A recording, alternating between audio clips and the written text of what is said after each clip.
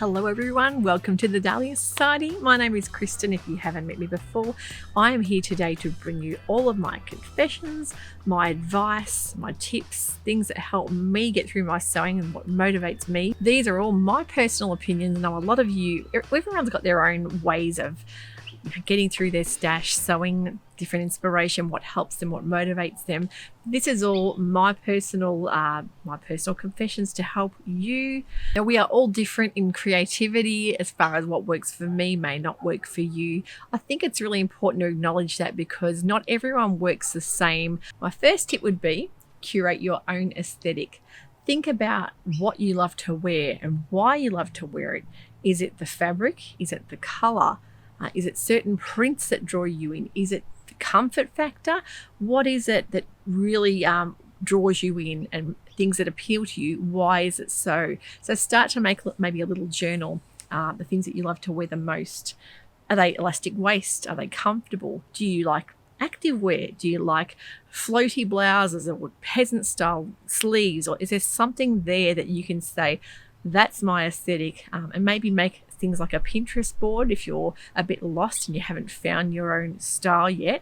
Think about things that you love to wear or think about things that you love seeing on other people.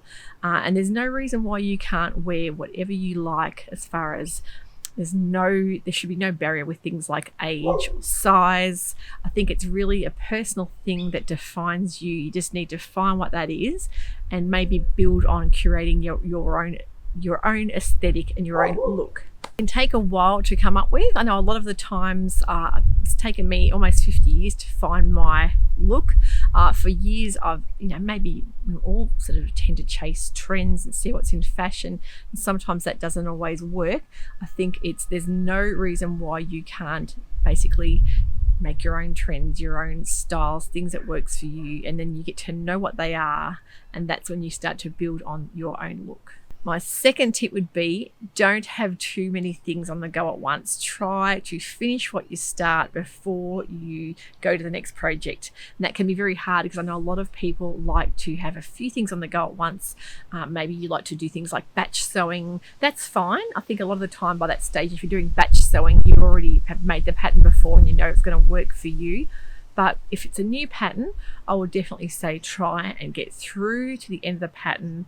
This is what I do personally. For me, I will not let a pattern defeat me unless it's just I can't see it working at all. And it's very rarely that will happen because I usually find there might be one or two things that are preventing me from wanting to finish it. Maybe I've tried it on a few times and it's not the right fit or the right look for me.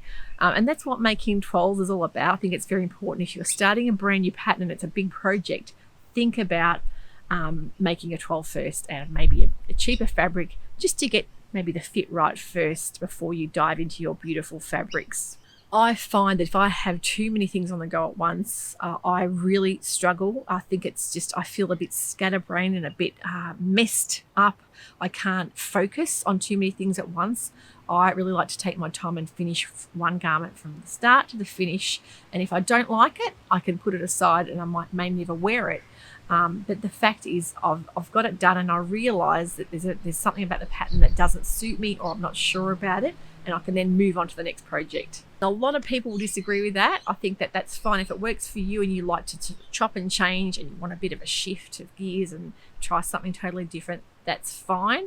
But this is personally for me, I can't work like that. I like to have one thing started and completed. Kind of like feel like I'm cleaning up the mess. If I don't like it, I'll move on. But most of the time things work out well, and you know yourself, you don't really know with patterns unless you start wearing them a lot what you enjoy about the pattern, what you like to wear or what you don't like to wear. It takes a few wears to get to know that, and that's when you start to realize there's certain patterns that appeal to you and why they do appeal to you.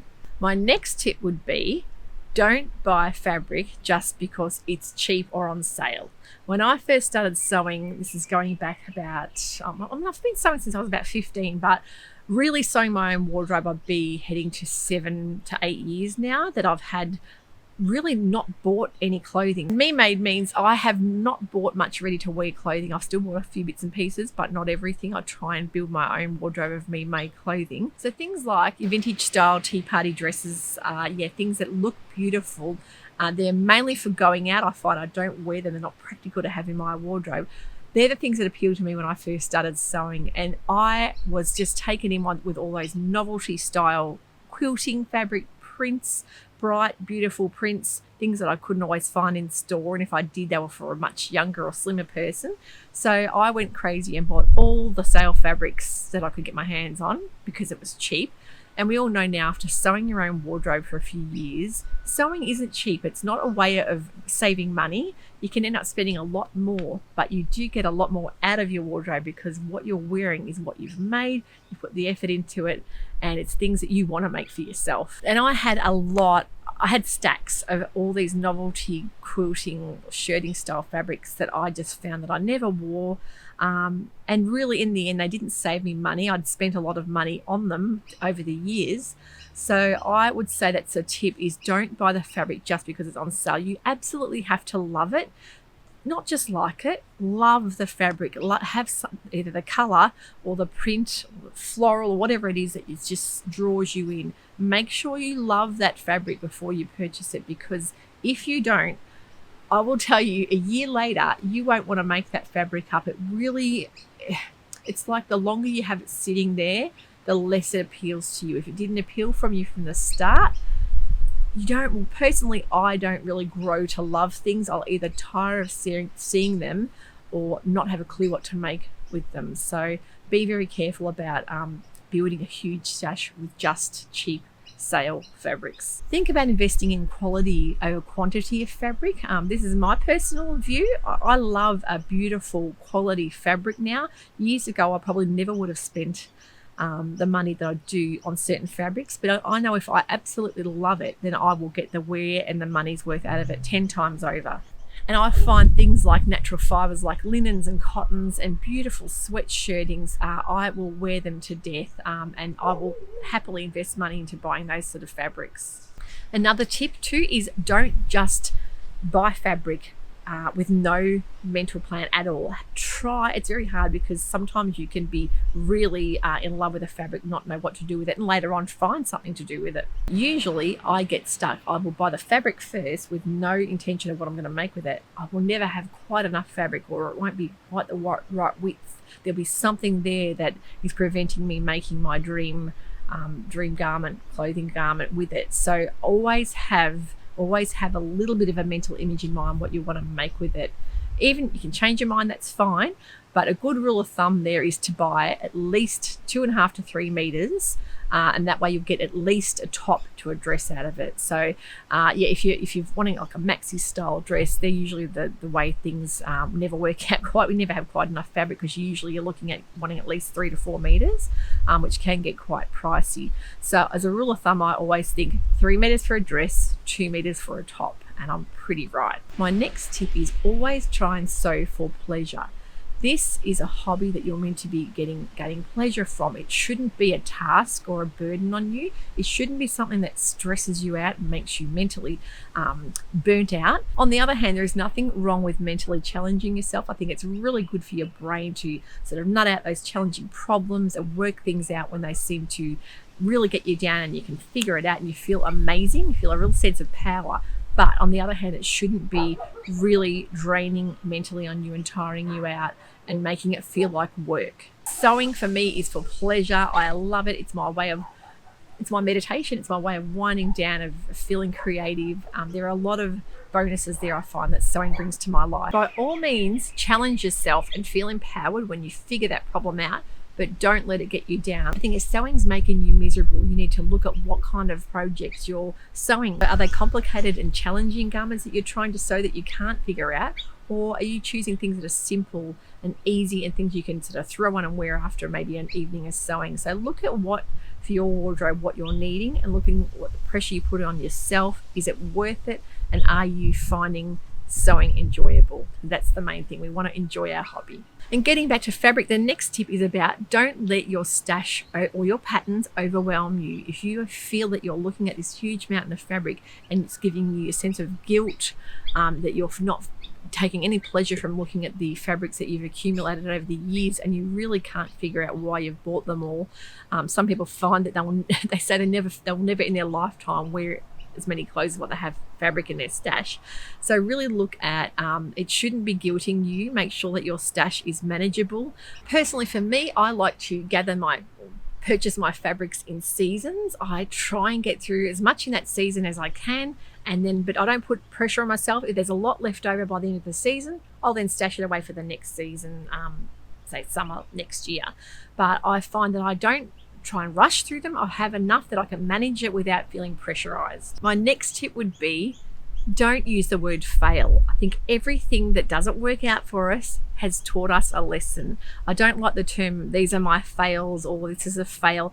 Really, nothing is a fail. It's all a lesson that we'll know for next time, what we may or may not want to choose, certain things that we won't want to tackle in the future if they haven't worked out for us. And then there's other things that you think, well, that really taught me a lesson. I'm ready for the next step now. So just take the pressure off a little bit there with the word fail. Another tip there would be, challenge yourself. Try and get out. If you're in a bit of a rut and you've sewn the same things for many, many years and you're wanting to try maybe something like a lined coat, think of it in steps. There are a lot of fantastic tutorials to use on YouTube, and a lot of the pattern companies will have sew-alongs as well. So maybe think about stepping up a notch. And I used this in the past. My daughter actually started sewing for herself last year, and she chose something like a lined bomber jacket, and it's out of a beautiful jacquard, expensive fabric. And I just thought, there's no way I would pick that to start off as a sewer, as a beginner sewist. But she had a different view to me. She actually said, no, Mum, I will follow each step and take my time with it. And there is really nothing there that can't be broken down as long as you take your time and don't rush. So a very important rule is don't underestimate yourself. You are very capable, more capable than you know, especially with things that have got really great instructions. And a lot of the indie patterns I find have got perfect instructions for beginner sewists. And you can really, with the internet these days and with YouTube, you can really find an answer to so many problems. In the past, if you haven't had maybe that family member or teacher there to teach you, we didn't have things like the internet to go and look at all the resources there. You may have been struggling with things like books and pattern instructions that really just went way over your head. So I think we are very lucky to have these resources here to use. The next tip would be, use things like social media for inspiration. I use Instagram a lot for inspiration. Look up sewing hashtags, look up what other sewists are sewing, use things like YouTube and Google Images. And also I think websites like the Fold Line are fantastic. If you have maybe a mental image in mind of a example, the other day I had a blouse that I'd seen in a store, and I thought I could make that. I need to find the pattern, and I've been scouring the Fold Line under their blouse section, still hadn't found the pattern, but something maybe similar has popped up there. I thought I could make that work. So that really can help. You just need to look at things like your filters. I know the Fold Line have got fantastic filters there. You can either narrow down to indie patterns, maybe narrow it down to what fabric you want to use, if you want sleeves or sleeveless. So there are so many filters there that you can in the end find that perfect pattern for yourself. So I think that's a really great resource for us to have to use. And another thing is, don't compare yourself. I think we are all so ready to be experts at everything from the word go. I think it's great to just start off slowly and build up your sewing techniques, and that can take years and years to do. I think it's very important not to compare ourselves to other sewists in a sewing community. The sewing community is brilliant. I find everyone's just so willing to help and support each other. And I know that myself, I've asked people questions on the internet before and usually always got an answer. I think it's fantastic that everyone's so willing to help. But I think we must realise that we can't be an expert from the word go. I think it's great to start off slowly and build up your techniques and just take your time with sewing and learning. My next tip would be, learn all you can about fabrics. And that can either be researching online, maybe reading a fantastic book that teaches you the ins and outs of fabric, the origins of the fabric. Is it man-made? Is it natural? The different weights of fabric. Look at the different percentages in the fabric, things like lycra and spandex. If there's a certain percentage, you get to know how much stretch you're going to get out of a certain knit garment. So this can take years and years to learn, but there's a lot of information online for us to use. There are a lot of fantastic YouTube tutorials on this as well. I'm going to try and find a couple of links for you guys underneath this description box, just so you can see. If you're wanting to learn, I think the best thing you can do is learn all you can about fabrics. I just think it's a wonderful thing to know. Learn about the properties of the fabric, the composition, and really do your research there, and that will really help you in your sewing game, especially when you're doing things like ordering fabric online, which we've had to do a lot of in the last 12 months with the pandemic and a lot of stores being virtually and online. It's really frightened a lot of people because they can't physically touch and feel the fabric. But I think a lot of the photography is fantastic now for online fabric stores. And yeah, I think that I love it when I see a video as well of fabric and you can see them handling the fabric and stretching it.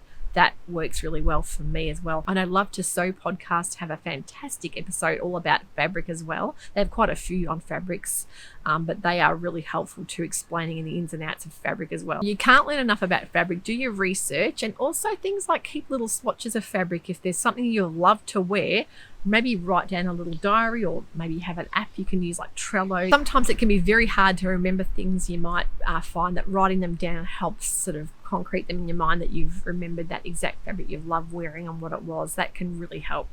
The next tip would be clear out your wardrobe and really be ruthless and just think about things that work for you, why you like to wear them, and things that you didn't like to wear, why you didn't like to wear them. So do you like things like elastic waist? Do you prefer a knit fabric over a woven? So really go through and tailor down your wardrobe, fine tune it, and figure out what you need to make more of. So find those gaps in your wardrobe and make more of those items that you are going to really get the wear out of. Also, those garments that you're going to sort of dispose of, get rid of, try repurposing them. Try to cut them apart or see the way they've been sewn together. Try and figure out how things have been sewn up and how the drafting works as far as pattern making, things like that go. You can always make your own patterns from those garments. If you sort of split them up and pull them apart, you can really see what works for you and what doesn't. But also things like repurposing, you may have maxi dresses that you don't wear, or vintage style dresses you can maybe make a top. I've done that before as well. I've repurposed old dresses because I love the fabric and made tops with them, or maybe little cami tops, things that don't take much fabric. Try and repurpose those. It's a great way of being environmentally friendly as well. Next tip would be so comfortable but so stylish. So I think that having the loungewear, us all being home so much this last year, has made me realize that I don't want to feel sloppy and just in my old grotty tattered clothes. I want to feel comfortable but still look stylish. So think about stylish loungewear over just tatty tracksuit pants. So I think those sort of things are the things that we're going to wear more for the future. Next tip would be remake those patterns. If you love them, there is no guilt in making the same pattern 20 times. If you find that you love that pattern and you wear it to death, make it 20 or 30 times. Don't feel that you have to go and buy brand new patterns each time, especially if you're comfortable with that pattern designer and the drafting and the sizing really works for you.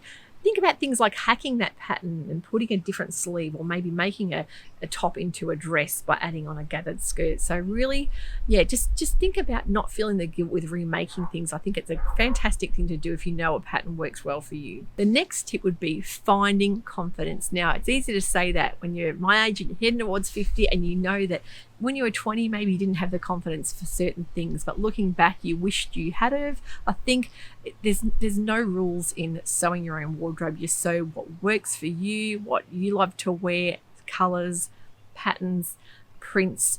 You can tailor it to have your own look, and you really don't need to follow any rules at all for that.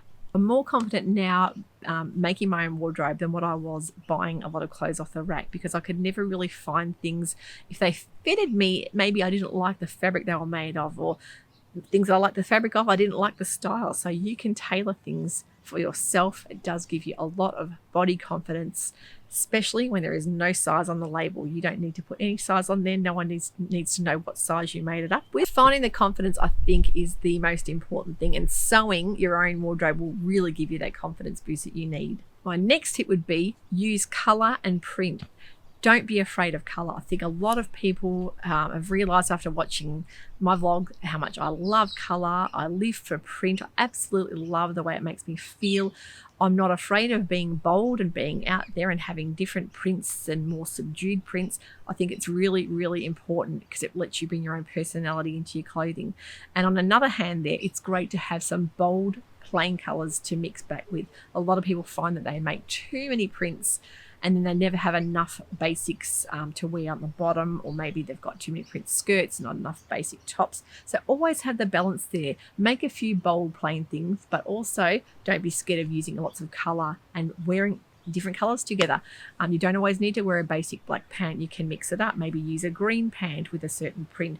I think it really, the more you develop your own wardrobe and realize what you love to wear, then you won't be afraid of color. So I think it's very, very important as we get older to just embrace the color and the print into our wardrobe. I think there should be absolutely no rules, and I see these clickbait titles come up all the time.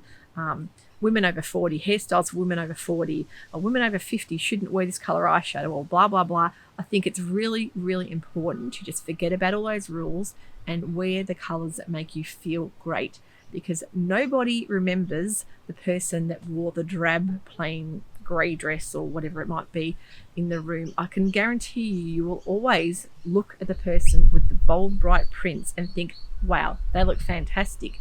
I think that too many people are scared of drawing attention to themselves, but in the end, I think you can boost that person's confidence. Maybe they've thought about wearing a print or a color like that and never had the confidence. By wearing that bright print dress, you may have inspired someone else to go ahead and make it. And I've seen it time and time again. I've had people remark, or people send me emails and just say that they've tried a lot of different things this year after watching the vlog, and I've inspired them maybe to wear more colors or more print.